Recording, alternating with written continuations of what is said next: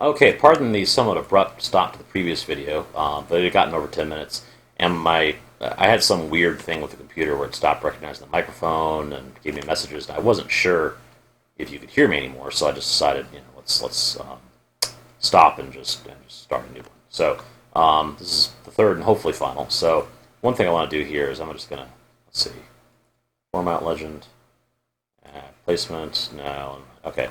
What I want to do here is just let's see. Chart options, legend. So I'm showing this legend. I'm going to get rid of the legend because all the legend is telling me is the dots are my data series. Oh, no kidding, huh? And then this is linear fit to my data series. Again, wow, big useful information. So if I do that and get rid of that, I just have more space for the data, right? So this stuff looks pretty good. Now, what I wonder about here though is look at this point. This is a pretty serious outlier. I mean, these two are kind of outliers. They're a little bit above, but this one is way below. And the other thing is think about it. If we remove this point, then you figure the trend line or the regression will actually go up a bit, right? Which means if you remove this point, all the others might fit better. So, is there a way to try that? Sure, there is. It's very easy. So what do is you mouse over to find out what the data point is. So it's 5.66. And you could tell that by looking at the axes, obviously. But, 5.66 and 3.46 or so. So here, it's this one. Okay. So what I'm going to do is I'm going to take these two. And so this is just, again, left click and hold, box select, and I'm going to hit backspace and clear them. And then that one, oops, well, actually, so I better do that for both. So I'm going to do it once for each, for little h and big H. And that data point just goes away. And now look at my regression. Now it fits really well. I mean, that's a really good fit to all those. So that looks pretty good to me. Now, what if I'd taken this out and it didn't look much better and I decided, I'd rather have those points in? Well, the beautiful part here is I haven't erased the raw data here. Raw data is right here. This is just, all I've erased is this thing where I take the square root of each.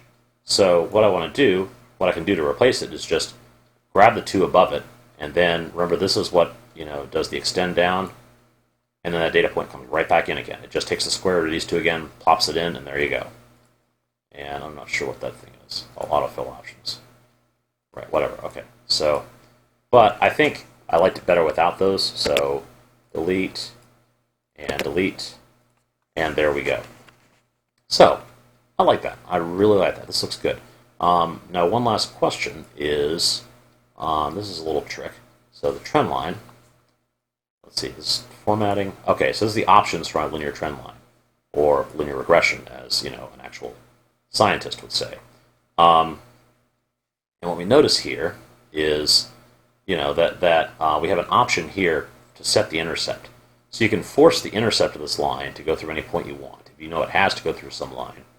And the question is, should this go through some particular point? I mean, I wonder. Let's think about it. What's the equation we're modeling here? Let's go all the way back here. And this thing keeps jumping around every time I click on it. But the equation that this data should fit is this one here. H equals CR squared H. Or the square root version of this. So like this sort of rearranged. So square root of H, which actually is our vertical axis here, if you recall, equals square root of big H. So, sorry, square root of little h equals CR times square root of big H. So, in fact, let me just get a paint up to write that down. So, okay, so what the one we're actually looking for is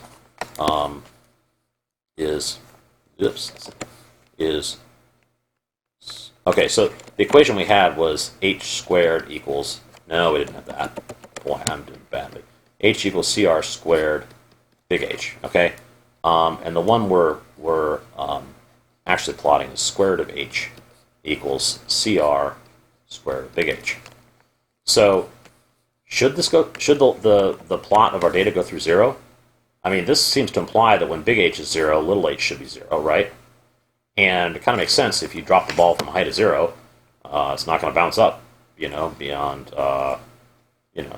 it's not going to bounce up at all. So let's try. We can just try setting the intercept to 0, see what happens, and we get a somewhat different fit. Now that's interesting in this case. In fact, it really doesn't look nearly as good here. And so this is where you kind of got to wonder, was this a good idea or not? Is there a reason why a linear fit should be forced through 0? Is there some kind of systematic error that might cause you to have an intercept when really there shouldn't be one? So, because gosh, when you let it do an intercept, that's a lot better. And here's this negative 0.895. I mean, this is I kind of wonder about this actually because because there's laundry's done, but I'll get in a minute. So I'm doing laundry while I'm home. I mean, it's just easy. So details on my life, I know you guys would love to hear. So I'm wondering if maybe I mismeasured by like an inch somewhere, or maybe I did something else wrong. It's interesting. But it seems as though I'm definitely this intercept is definitely systematic because this stuff is pointing, in a very straight line, and it's pointing towards a y-intercept of negative 0.895. So that's something worth commenting on in the conclusion, or when I talk about error, saying the things seem to fit much better when I allowed a y-intercept. And that might possibly be because of like I was off by an inch systematically or something like that.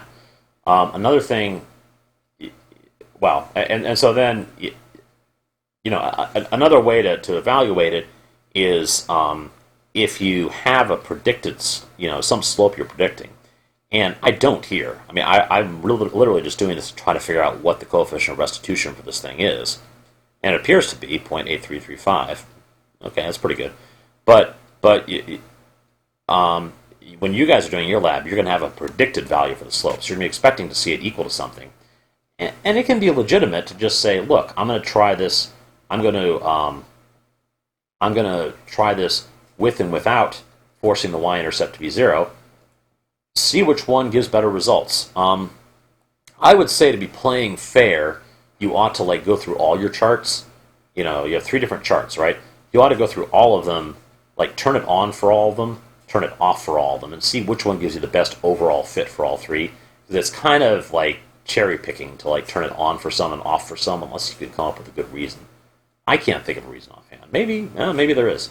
But if they work better with or without, so if the slope is closer to what you expect when you turn it on, then you've got that's a pretty good justification for turning it on. I mean, you say, well, it provided that the equation you have backs up the idea that the intercept should be 0. And I'm going to leave that to you guys to decide. So that's about all I've got to say, I think. So I hope everyone enjoys the weekend. I don't know if we're going to have school tomorrow or not. I'm not sure if I want to have school tomorrow. I'm sort of conflicted on that. But anyway, I hope you guys enjoy the weekend. And if I'm not going to see you again before Christmas, before break, have happy holidays, be safe, and I'll see you in January. Take care.